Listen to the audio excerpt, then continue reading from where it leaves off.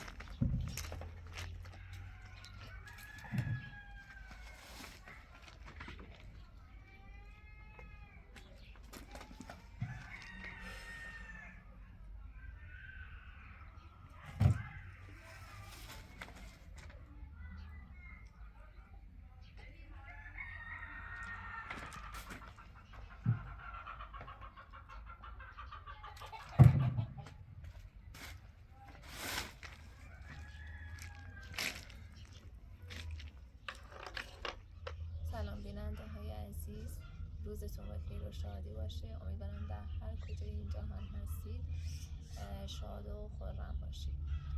در وهله اول ازتون عذرخواهی میکنم که نتونستم براتون ویدیو آپلود کنم این چند روز. خب من ویو و بازدید کانالم واقعا پایینه، میانگین تماشای کانالم از طرف شما بازم خیلی پایینه و خب طبیعتا آدم دل سرد میشه از آپلود کردن ویدیو و آپلود کردن ویدیو خب درد سرهای خودش رو داره که من خودم این کارا رو انجام میدم، آپلود میکنم، ترجمه میزنم و کلی کارهای دیگه ویدیو و خب اپراتور کانالم هم که خب طبیعتا وقتی ویو پایین باشه دیگه کاری به کانال ندارم. به خاطر همین این چند روز نتونستم براتون ویدیو آپلود کنم، ولی خب چون خیلی از بیننده ها درخواست داشتن که دوباره ویدیو رو آپلود کنم، به خاطر همین تصمیم گرفتم این کار از سر شروع کنم و این چند روزم واقعا درگیر بودم، درگیر کارهای مدرسه، ویبینارها، کارگاه‌ها و همچنین مهمتر از همه مراسم سوگواری یکی از فامیل های نزدیکمون که طبیعتاً مطمئنم که همه شما با ایشون آشنا هستید. مرحوم خانم نجمه که به اثر خودسوزی از بین ما رفتن و دارفانی رو ودا گفتن. خب این چند روز واقعا عزادار بودیم، واقعا ناراحت بودیم که همچین فرد مهربان و دلسوز، مادری مهربان و دلسوز رو از دست دادیم و مطمئنم شما هم از این حادثه تلخ خیلی ناراحت شدید. خب ما عشایری ها یه سری رسم و رسوماتی داریم تو سوگواریامون که کاملا متفاوت هستش، حتی از نقاطی که در ایران هست، حالا چه برسه به نقاطی در سراسر جهان.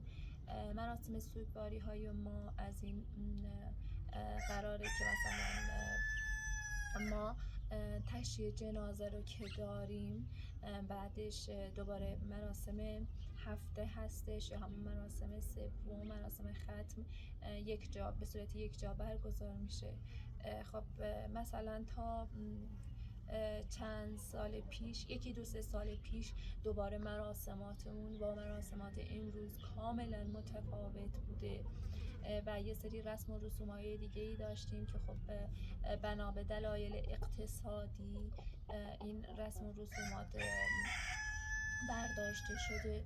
مثلا مراسم تشییع که از صبح تا پایان شب برگزار می شد، خب طبیعتاً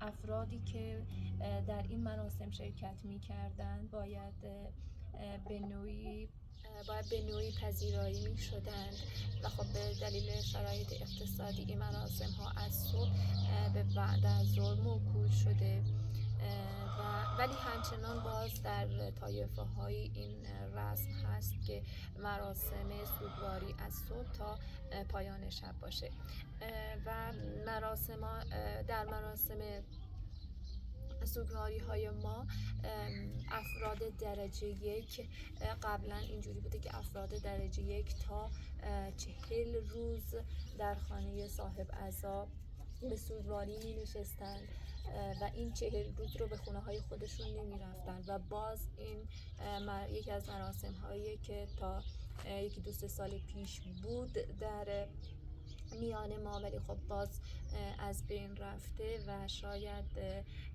افراد درجه 1 فامیل های و بستگان درجه 1 مون تا 3 الی 4 روز، نهایتاً تا 10 روز بیشتر نمیمونن تو خونه صاحب عزا و اینها همش به خاطر شرایط اقتصادی بد جامعه ما هست که خب افراد و سرشناسان فامیل ها و طایفه ها یه عشایری این تصمیم ها رو گرفتن و بقیه هم مجبور هستن به رعایت این نوع مراسمات و خب در مراسمات ما میدونم که این چند روز فیلم های زیادی آپلود شده از این مراسم و همونطور که مشاهده کردید زنان زیادی در این مراسمات شرکت میکنند. یعنی بوده و هست که زنی بدون اینکه نسبتی با صاحب عزا داشته باشه، بدون کوچکترین نسبتی، ولی باز خودش رو ملزم میکنه که در این مراسم شرکت بکنه. از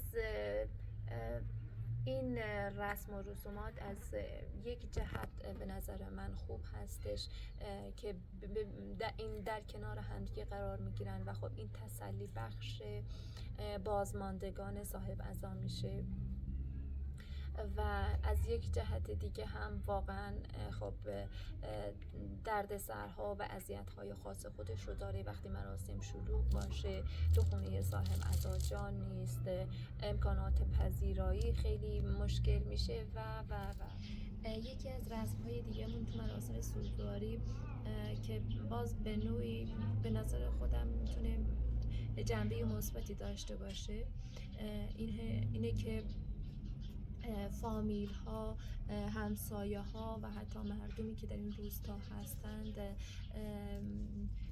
موظف که نه، ولی خب وقتی توانایی داشته باشند یک کوچولو از اون باری که بر روی دوش صاحب عزا هست کم میکنن، برمیدارن که مهمانانی که در مراسم شرکت کردند رو به خانه هایشان دعوت میکنند و از آنها پذیرایی میکنند. ولی در روستاهای مثلا اطرافمون باز مراسم ها خیلی پررنگتر از مراسم های در روستای ماست، به نوعی که کسی که حتی توانایی پذیرایی از مهمون رو نداره ولی خودش رو موظف میدونه، چون به نظر خودش اینجوریه که اگر حتی یک مهمان به خانه خود نبرد واقعا وجه و آبروی او در میان طوایف و فامیل های او خدشه‌دار میشه.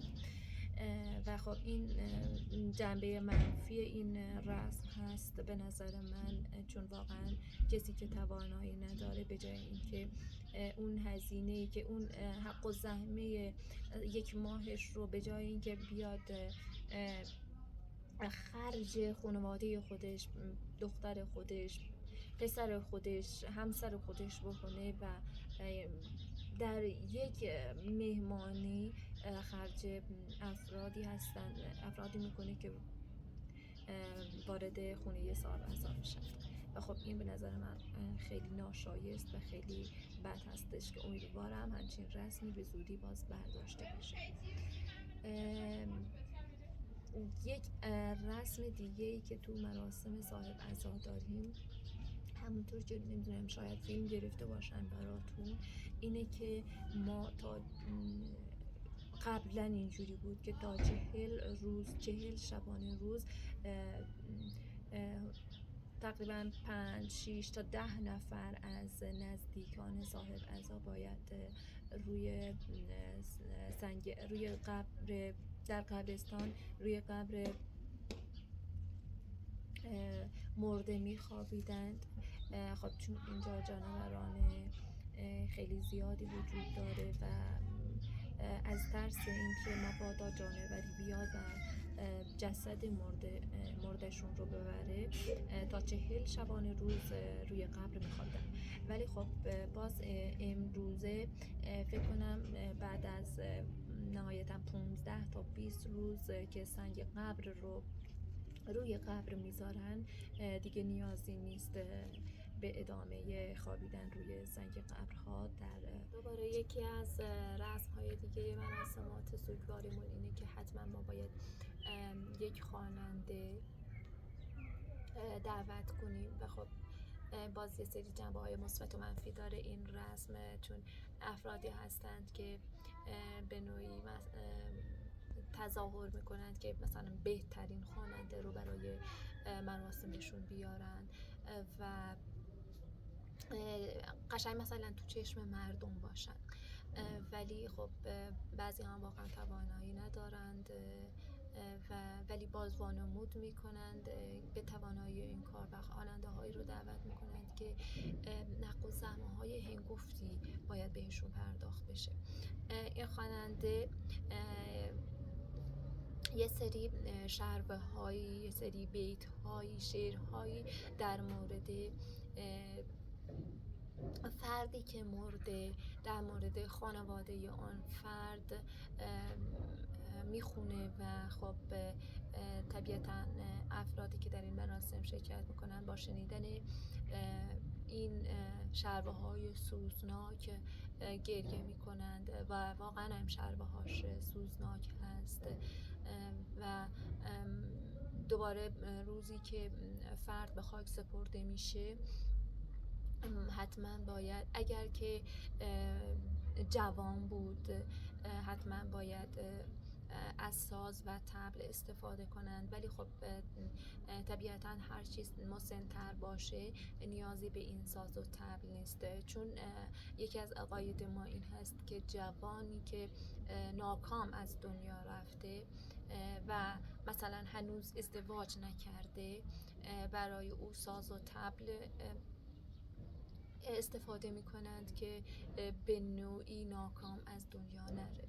از نظر ما یکی از عقاید ما اینه و خب خیلی رسم های دیگه داریم تو مراسمات سوگواریمون. مراسم این چند روزی که داشتیم خب واقعا به جرئت میگم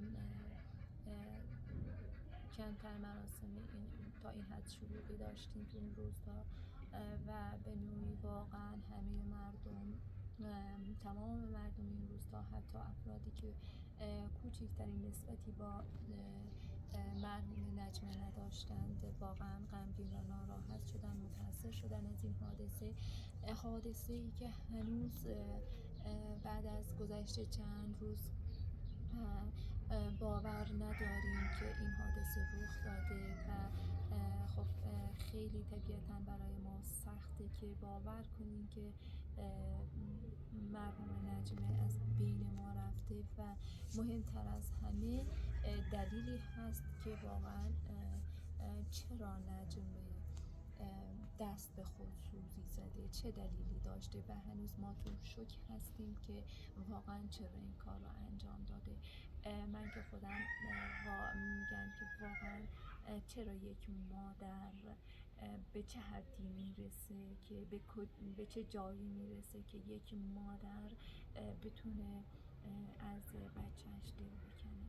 به هر حال امیدوارم که روح نجمه در آسایش و آرامش باشه و برای بازماندگانشان صبری جزیل خواستاریم. باز ازتون عذرخواهی میکنم که نتونستم این چند روز ویدیو آپلود کنم. انشالله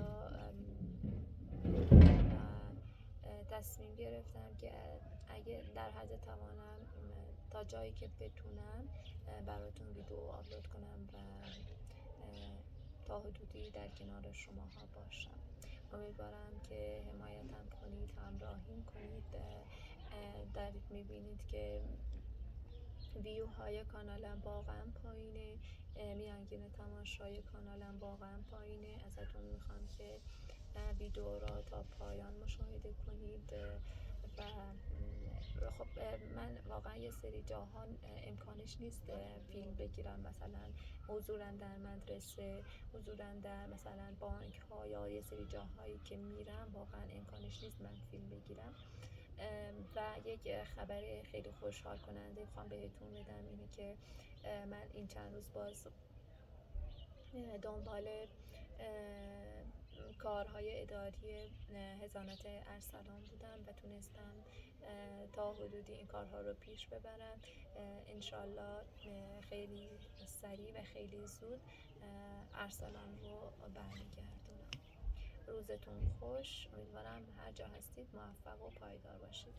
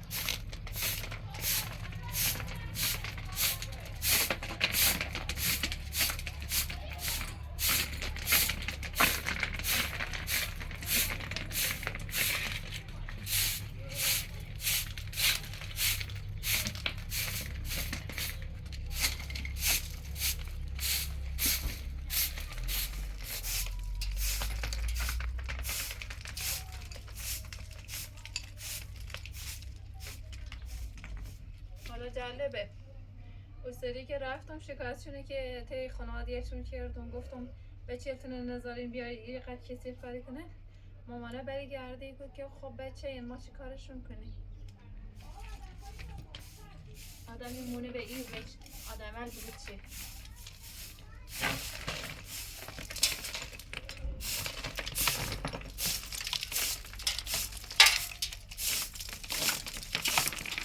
فقط کافیه 2 روز ایرو نبوم. ببین چی کنم.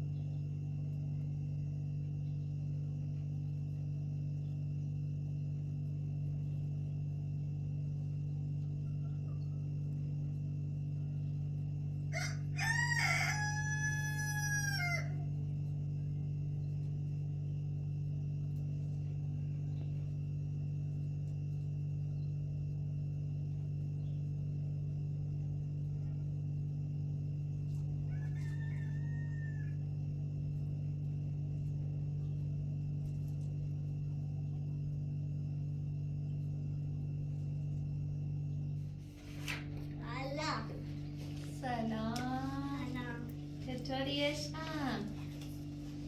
خوبی؟ فدای تا چه خبر؟ خوش میگذره مدرسه؟ ولی زود اومدی؟ بریم بیرون یا همینجا؟ بریم بیرون آره؟ برو بیرون سر میز بشی تا بیام تا من وسیله‌هامو جمع کنم. خب. چه خبر؟ خوبی؟ چرا بازه؟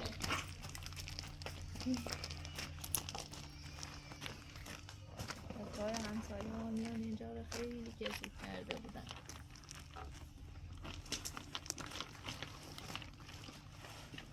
مخ چی داری؟ نه. امروز میخوای چی انجام بدی؟ امروز آه او در بیا ببینم دیگه. اینجا کاربرگ داری؟ کار امروز چی یاد گرفتی؟ نه. آه آره.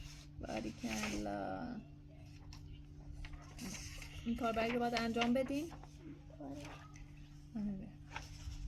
خب بیا انجام بدیم با هم. مدادات هم باز اون چیزا.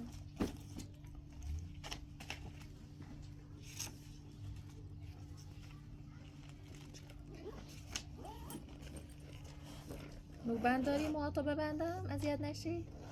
کو موبندت؟ آره یه دونه بهم بده موهاتو ببندم. تو کیفت باید باشه. لابی شو. موهاتو ببندم که نره تو چشمت اذیتت کنه.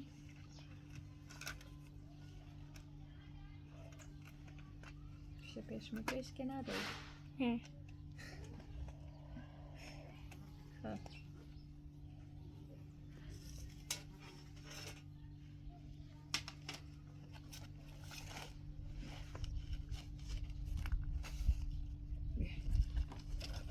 بعد گفته چی؟ گفته نام هر تصویر را بگو و فقط صدای اول هر کدام را بنویس. آهو صدای اولش بنویس. بنویس ببینم. این آره صدای اولش رو فقط بنویس. خب این مکانی نه آش نکن تو دهنت اینو. بنویس اول آش چیه؟ آش اولش بنویس ببینم.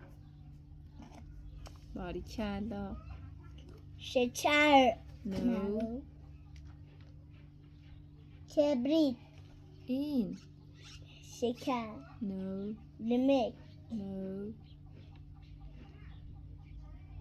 آرد اولش چیه؟ باریکلا.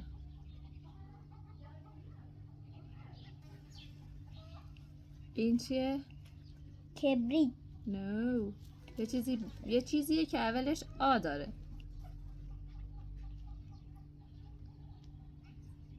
آدمر این این آچار آچار اولش آ داره.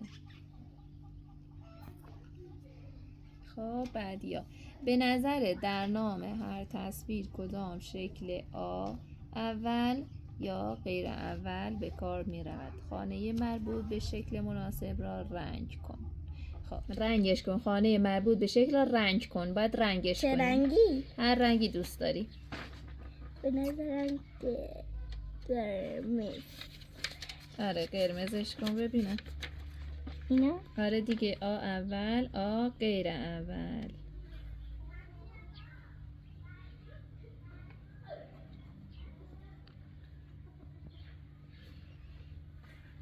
خب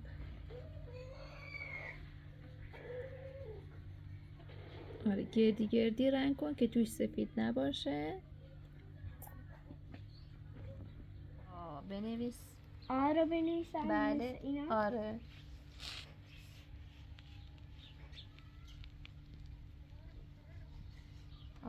باریکلا. این چیه؟ آدم برفی. آدم برفی. بنویس. آشو. بله.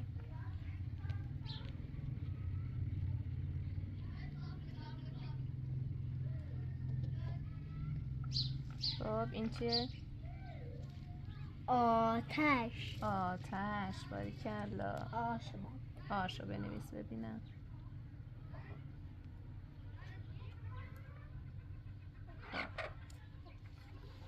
آفرین، تا اینجا درست داشتی.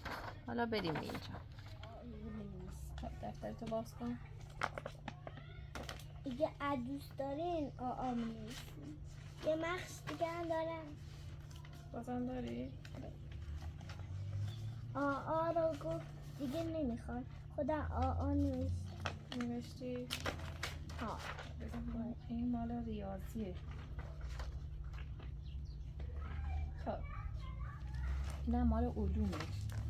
اینجاش مال ریاضیه. اینم مال آره ریاضی اول ادامه بدیم. گفته با رنگ زدن ستاره ها نشان بده هر شکل از چند شکل کوچکتر درست شده است.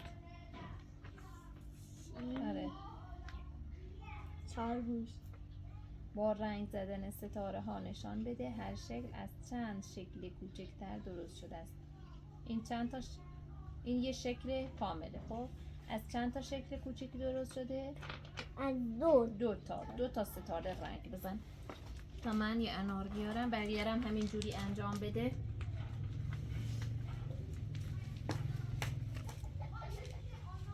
چند تا باز.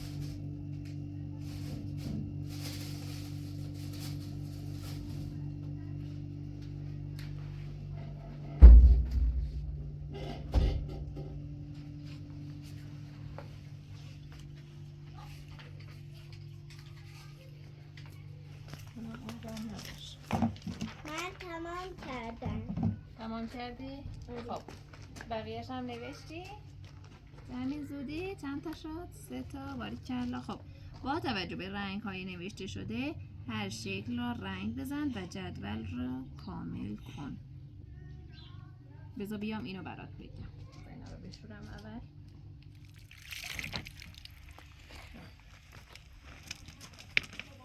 آبشو بگیرم برات. آره؟ خب تو انجام بده تا من آب اینو برات بگیرم. خب گفته چی؟ گفته با توجه به رنگ های نوشته شده هر شکل را رنگ بزن و جدول را کامل کن. این خورشید رنگ کنه. ببین نارنجی. خب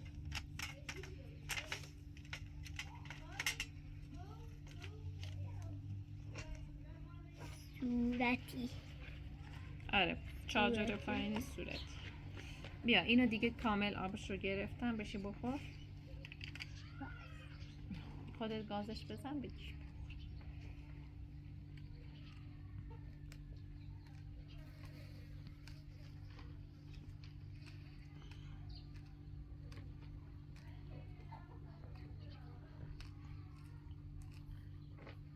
ترشه؟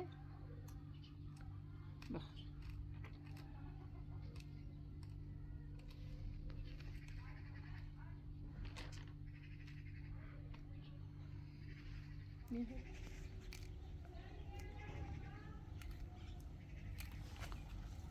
مواظب باش فقط رو برگرد نریز.